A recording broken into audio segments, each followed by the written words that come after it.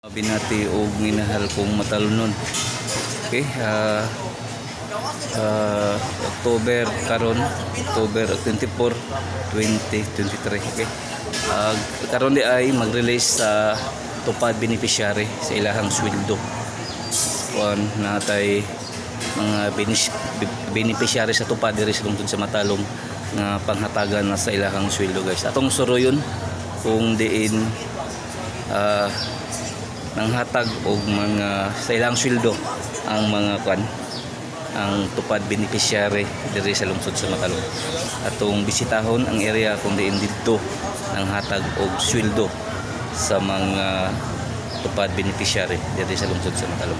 Today is Tuesday ni October 24, 2023, guys. Atong bisitahon Iko Pipi live diri sa municipality of Matalom, guys. Atong bisitahon, guys.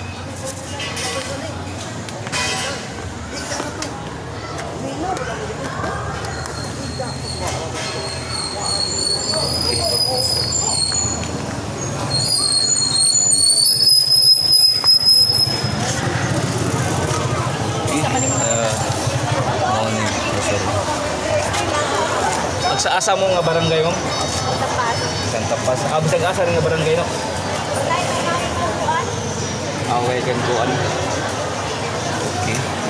Lahi-lahi barangay. Taga Santa Paz ni tanan rin. Bawkot. Okay. Mauni kahimtang sa area. Oh. Sagol man siguro, bro. Ikaw lang isa ako. Sige, di ko man ra. Oh, mauni kahimtang sa pagpanghatag o kuan, guys, tupad silahang sweldo ay nagsagusagon barangay niya. Mauni mga update. Ikaw, sir, asa ka nga barangay, sir? Okay. Maunig kahimtang sa pagpanghatag og tupad diri sa lungsod sa mga beneficiary ni nagsagol-sagol nga barangay niya. I hope nga magmalipayon sila aron makapangumpra o makapalit og bugas sa ginagmay nga paagi, pero dako lang matabang sa katawhan diri sa lungsod sa Matalom. Iko Pipi andam matabang sa lungsod ug serbisyo sa katawhan sa lungsod sa Matalom.